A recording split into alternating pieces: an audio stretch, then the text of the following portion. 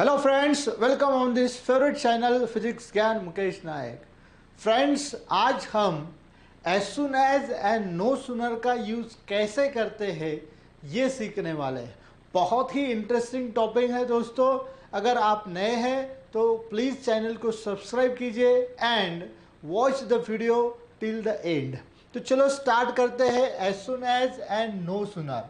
Friends, आपको पता है कि as soon as no sooner पे कई बार क्वेश्चंस पूछे गए हैं। अब ये जो फ्रेज है दोनों, as soon as and no sooner then,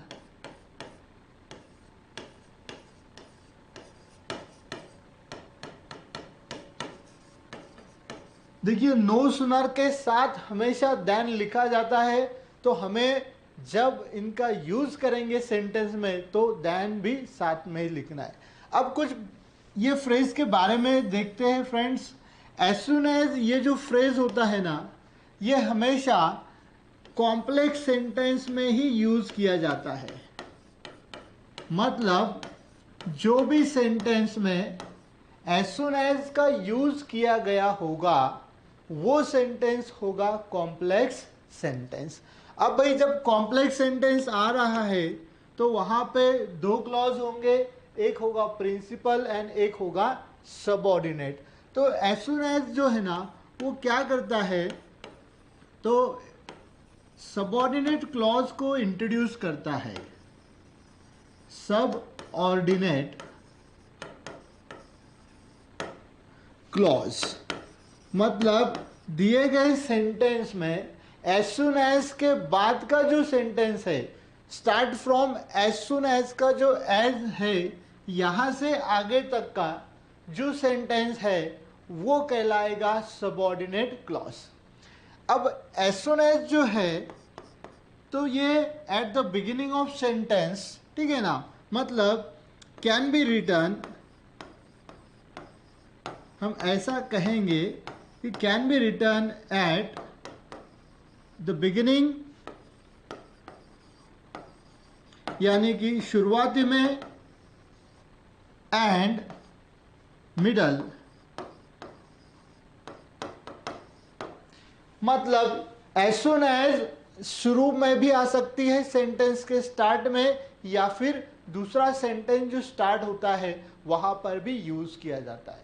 friends, as soon as का काम क्या होता है कि जो भी एक्शन है, दो action which take place immediately after one another, यानी कि जो एक्शन एक के बाद एक हुई है वो एक्शन को जोड़ने का काम ये एज सुन एज फ्रेज करती है। एंड जो एक्शन पहले हुई है, the action which take place first start with as soon as.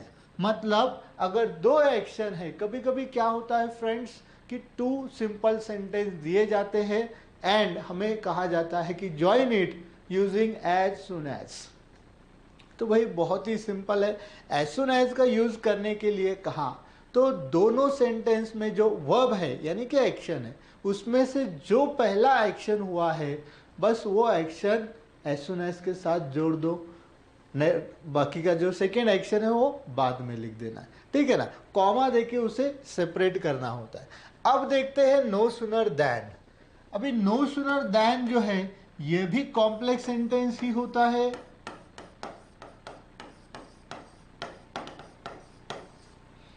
ठीक है, अभी as soon as and no sooner ये जो सेंटेंस होते हैं ना ये होते हैं एडवर्ब क्लॉज ऑफ टाइम के, दोनों के लिए है। यहां पे लिखा नहीं सबऑर्डिनेट इंट्रोड्यूस क्लॉज, यहां पे लिख देंगे हम एडवर्ब क्लॉज ऑफ टाइम,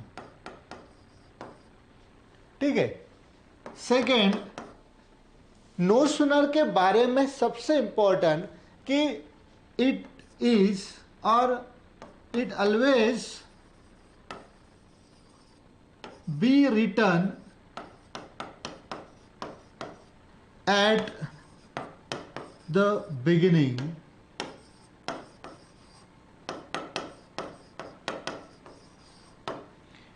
भाई नो सुनर हमेशा सेंटेंस के स्टार्टिंग में ही आएगी।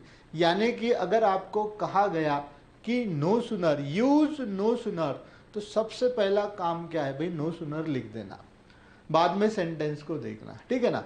नो सुनर ये हमेशा कहाँ आएगा, eight the beginning of sentence, ठीक है। तो ये कुछ फैक्ट थे no sooner and as well as के बारे में। नो सुनर के सेंटेंस में हम हमेशा देन का यूज करेंगे। Do not forget to write then, अगर देन नहीं लिखते हैं तो ये ग्रामेटिकल एरर हो जाएगा, ठीक है। और एक फैक्ट है दोस्तों, यहां पर देखिए, जब एज सुन एज फ्रेज निकाल के हम नो सुनर लिखते हैं तब इनका क्लॉज भी चेंज हो जाता है। यानी कि नो सुनर का जो क्लॉज होता है वो होता है main clause,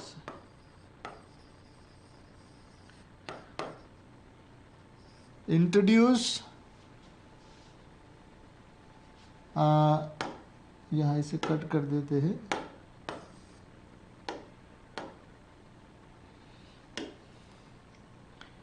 principal clause,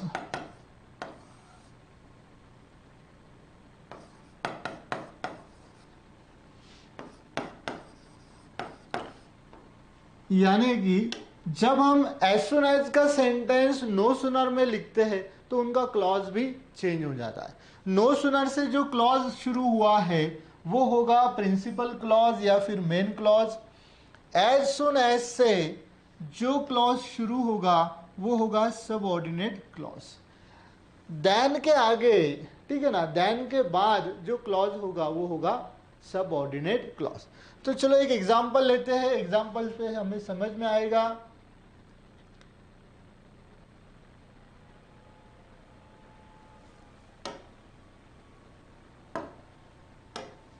for example,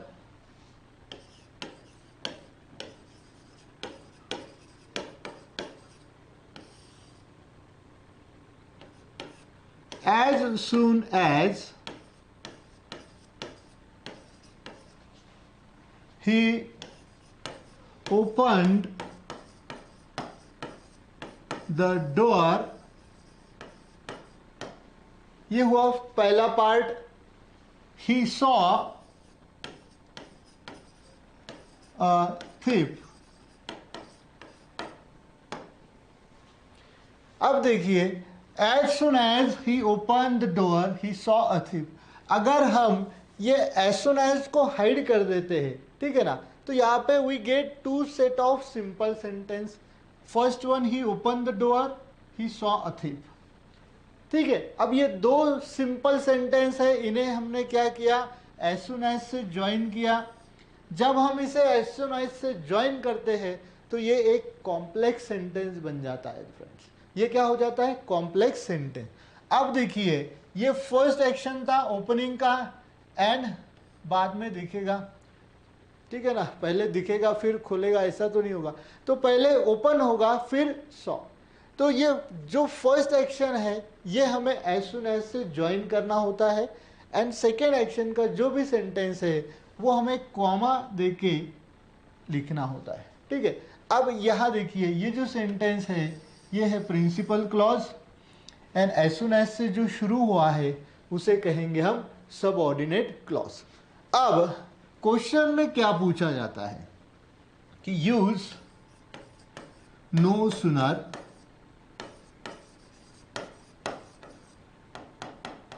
then और रीराइट यूजिंग नो सुनर, या कभी कभी लिखते हैं rewrite the sentence beginning with no sooner. तो भाई ऐसा खाओ या फिर ऐसा, सभी एक ही है, ठीक है ना। बस क्या कहेंगे, वो क्वेश्चन का जो स्टाइल है वो अलग अलग है, काम तो एक ही करना है। अभी नो सुनर जब लिखते हैं तो we know that no sooner is always written at the beginning of sentence. ये हमेशा शुरू में आती है। एज सुन एज यहां पर भी आ सकती है, इधर भी आ सकती है, जैसे कि he saw thief, as soon as he open the door, ये भी सही है। He saw a thief as soon as he open the door, उसने एक थीफ को देखा जैसे ही, एज सुन एज मतलब जैसे ही उसने दरवाजा खोला। तो एज सुन एज शुरू में भी आ सकता है एंड सेकेंड टाइम भी आ सकता है, बट नो सुनर हमेशा कहाँ आएगा, शुरू में ही आएगा। नो सुनर लिख देना है। अब ये निकाल दिया है ना, इसे खलास करके ये ले लिया अभी। अब भाई यहां से बात नहीं बनती है, सिर्फ एज सुन एज निकाल के नो सुनर लिखना इतना ही एक्सपेक्ट नहीं है। सबसे इंपॉर्टेंट क्या होता है फ्रेंड्स, ये बात आप पक्का दिमाग में रख लेना कि नो सुनर के बाद हमेशा हेल्पिंग वर्ब होना चाहिए।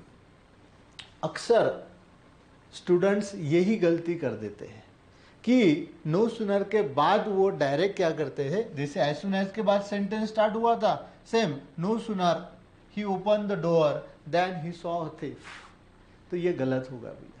नो सुनर के बाद हेल्पिंग वर्ब होना चाहिए। अब हेल्पिंग वर्ब कहां से आएगा, जो सेंटेंस एज सुन एज से इंट्रोड्यूस किया गया है वही सेंटेंस से हमें हेल्पिंग वर्ब लेना है।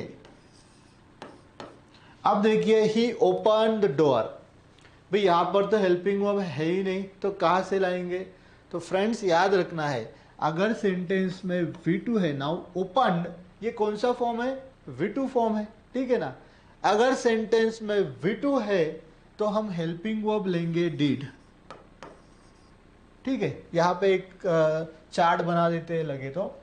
अगर सेंटेंस में V1 है तो हम लेंगे डू। अगर सेंटेंस में, ठीक है ना, इसे एक मिनट निकाल देते हैं।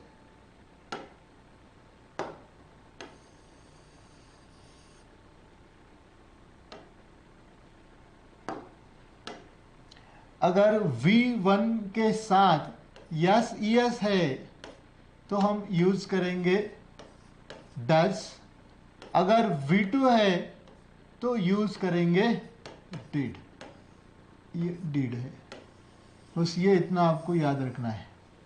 इट इज़ वेरी इंपॉर्टेंट, बहुत काम का है भाई। ये दिखता छोटा है लेकिन काम बहुत बड़ा करता है।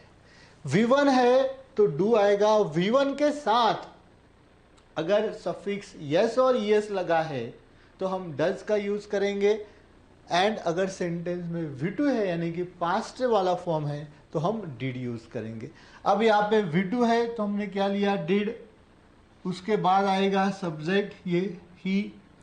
अब सेकेंड, जब भी हम इनका यूज करते हैं सेंटेंस में, ठीक है ना, नेक्स्ट वाला पॉइंट बहुत ही इंपॉर्टेंट, ज्यादा करके स्पॉट द एरर, या फिर 4 ऑप्शन दिए हैं, 4 ऑप्शन में से सही आंसर सेलेक्ट करना है। तो बाकी की जो 3 इनकरेक्ट आंसर होंगे वहां पर ये मिस्टेक दी होती है जो हमें फाइंड करना होती। वो क्या है कि जब भी हम डू या डज या डिड का यूज करेंगे तो उसके साथ हम हमेशा V1 का यूज करेंगे। यस, उसके साथ हम ईडी वाला नहीं यूज करेंगे, ING वाला, यस यस वाला कोई भी फॉर्म नहीं यूज करेंगे, सिर्फ होगा V1। यानी कि ओपन्ड, यहाँ पे ईडी फॉर्म निकल जाएगा और V1 आएगा। देखिए अगर यहाँ पे आप V2 लिखते हैं तो सेंटेंस गलत हो जाएगा। क्यों कि यहाँ पर भी डिड है मतलब पास्ट टेंस है, यहाँ पर भी ओपन्ड है मतलब पास्ट टेंस है, और एक ही सेंटेंस में हम दो पास्ट फॉर्म उसी वर्ब के लिए नहीं यूज कर सकते। ये एक ग्रामेटिकल मिस्टेक होता है। So no sooner did he open.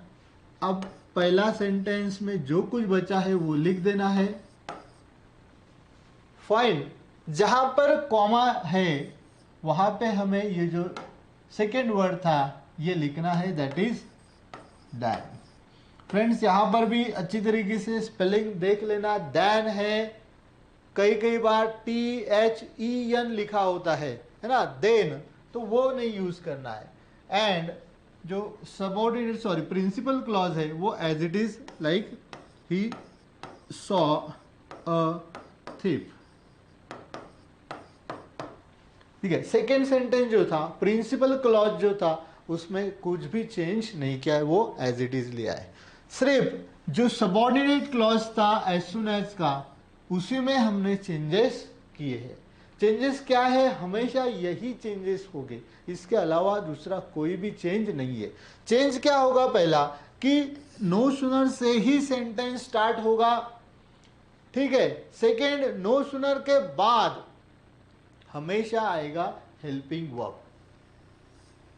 Did he आएगा नहीं, हेल्पिंग वर्ब दूसरा भी, डू भी आ सकता है, डज भी आ सकता है, डिड भी आ सकता है, या फिर दूसरे जो हेल्पिंग वर्ब है, एम इज आर है, वॉज वेयर है, या फिर हैव हैज हैड है, जो जितने भी हेल्पिंग वर्ब है वो आएंगे। वो दिए होंगे तो वही आएंगे। सिर्फ ये जो तीन है ना, डू डज डिड, ये सेंटेंस में नहीं दिए होते, ये हमें लाना पड़ते हैं, उनको बुलाना पड़ता है। सेकेंड, इंस्टेड ऑफ कॉमा, जहां पर कॉमा है वहां पे हम क्या यूज करेंगे, then second sentence as it is, correct. चलो और कुछ एग्जांपल्स लेते हैं, यानी कि अच्छी से प्रैक्टिस हो जाएगी। जितने प्रैक्टिस होगी उतना ये टॉपिक क्लियर हो जाएगा एंड हमारा आंसर सही आएगा। देखिए, as soon as I reach the station the train arrived. अब यहां पर भी एज सुन एज अगर हटा देते हैं तो आई reach the station the train arrived, दो सेंटेंस है, इन्हें ज्वाइन किया है। यहां पर हमें कहा गया है हर सेंटेंस में यूज नो सुनर। तो नो सुनर कहा है तो सबसे पहले हम क्या करेंगे, नो सुनर लिख देंगे, ठीक है। नो सुनर हमेशा फर्स्ट आएगा। सेकेंड, नो सुनर के बाद क्या होना चाहिए, हेल्पिंग वर्ब। अब ये सेंटेंस से हेल्पिंग वर्ब लेना है आपको। अभी यहाँ पर भी क्या आ चुका है, वी टू है, ज़्यादा करके वी टू ही आ जाता है। रेयर सेंटेंस हो जाते हैं वहाँ पे टू बी का फॉर्म आता है या फिर टू हैव का फॉर्म आता है। तो V2 है, इसलिए हम यहाँ पे क्या करेंगे, डिड का यूज करेंगे। सो नो सुनर डिड आई, अब ये रीच V2 है ना, तो ये V1 में आएगा, दैट इज रीच। देखिए ये अभी आ गया V1 में। यहाँ पे V2 फॉर्म था, यहाँ पे V1 फॉर्म इसलिए लिया क्योंकि यहाँ पे हमने क्या किया है, डिड का यूज किया है। Remaining part as it is the station, instead of comma, अभी कॉमा है वहां पे हम यूज करेंगे then, and second part as it is the train arrived। Second जो सेंटेंस होगा दैट इज प्रिंसिपल क्लॉज, वहां कोई भी चेंज नहीं करना है। ओके चलो अगला सेंटेंस है, as soon as I finish the topic I will take a test. अभी देखिए, I finish the topic and I will take a test, ये दो एक्शन है, वन आफ्टर अनदर, एक के बाद एक हुआ। पहले होगा फिनिश का काम, फिर होगा टेस्ट, पहले टेस्ट फिर सिखाएंगे, ऐसा तो नहीं होता। अब यहाँ पे एज सुन एज की जगह पे नो सुनर का यूज करना है, तो एज यूजुअल नो सुनर सबसे पहले लिख देंगे हम, तो लिख दिया। सेकेंड क्या आएगा, हेल्पिंग वर्ब। अब यहाँ पे हेल्पिंग वर्ब लिखना है। हेल्पिंग वर्ब यहाँ से आएगा, जो सेंटेंस एज सुन एज से इंट्रोड्यूस हुआ है वही से हमें हेल्पिंग वर्ब लेना है। अब यहाँ पे देखिए कौन सा फॉर्म है, V1 फॉर्म है, एंड यहाँ पे SES भी नहीं है, तो यहाँ पे क्या आएगा, डू। फाइन, डू कब लेना है वो देखे हमने, अगर V1 है तो डू लेंगे, V1 के साथ SES है, जैसे कि फिनिश, फिनिशेश, तो अगर SES है तो डज आएगा। No sooner do I finish the topic, और इंस्टेड ऑफ कॉमा हम क्या करेंगे, then I, second sentence as it is, will take a test, but I am not going to take a test. मैं कोई test नहीं लूंगा क्योंकि आपको बहुत ही अच्छे से ये समझ में आ गया है। चलो अगला सेंटेंस देखते हैं।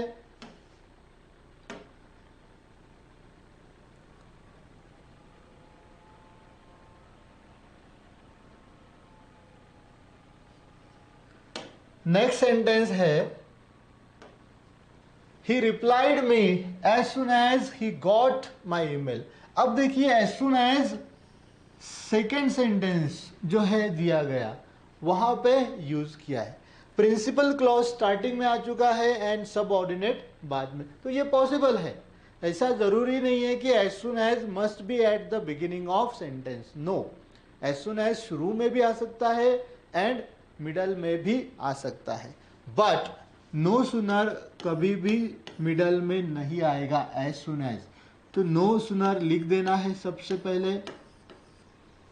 ओके, अब क्या है, नो सुनर के बाद हेल्पिंग वर्ब देना है। अब याद रखना है कि एज सुन एज ये फ्रेज से जो सेंटेंस शुरू हुआ है वही सेंटेंस के टेन के हिसाब से, यानी कि जो टेंस वहां है वही टेन के हिसाब, ये सेंटेंस से नहीं बनेगा, इधर से आएगा ये, ठीक है ना। अभी गॉड क्या है, V2 है ना, तो यहां पे क्या आएगा, डिड, वही सेंटेंस आएगा दोबारा, ही। अभी गॉट V2 था तो यहां पे क्या होगा, V1 होगा, यानी कि get. No sooner did he get my email then, अभी सेकेंड सेंटेंस इंट्रोड्यूस होने से पहले हम क्या यूज करेंगे, देन का। एंड जो सेकेंड सेंटेंस था वो as it is, he replied me.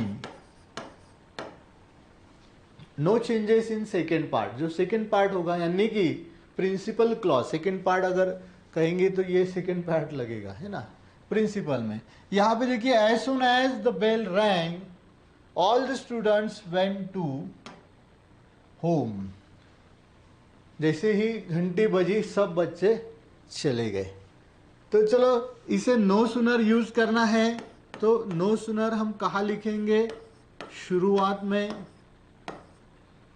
No sooner helping verb यहाँ पे भी देखिए रैंक का मतलब होगा V2 फॉर्म, तो यहाँ आएगा डिड।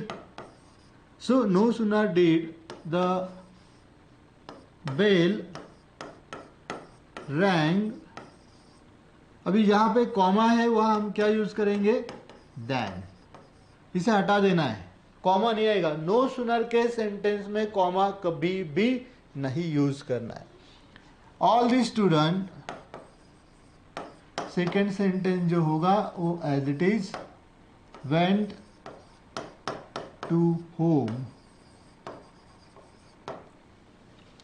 Clear, okay. चलो अगला सेंटेंस है, अब आपने भी कोशिश करना है,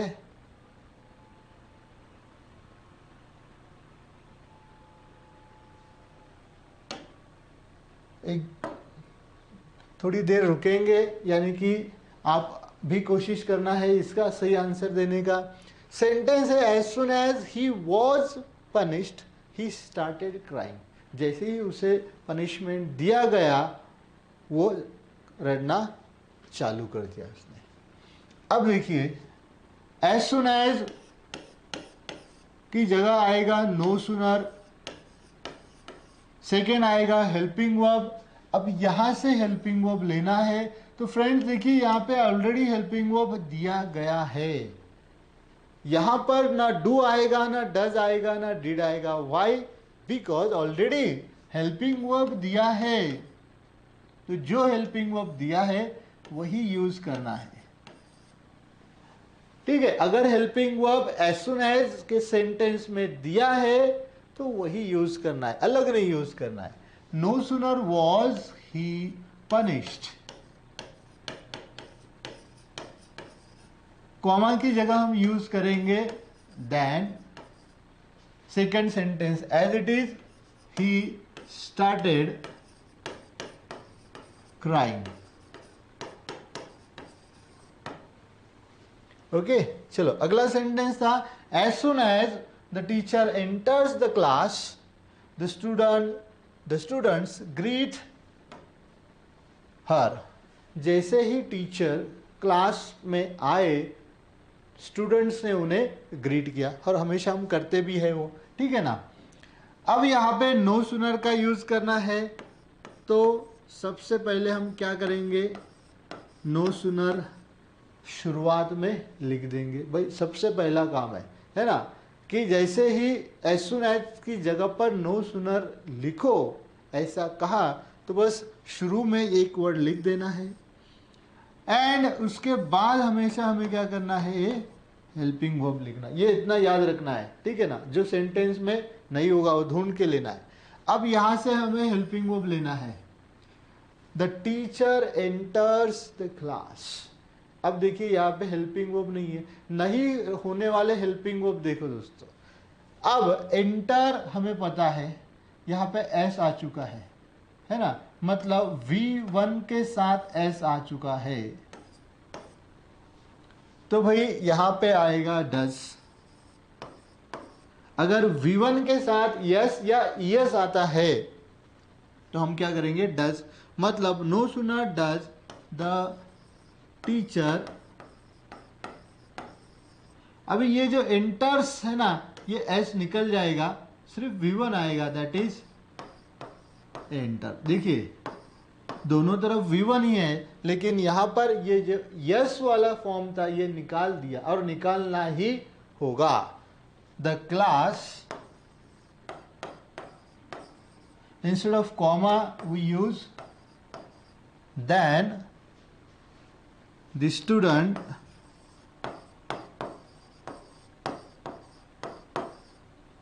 ग्रीट हर। ओके, चलो अगला सेंटेंस देखते हैं।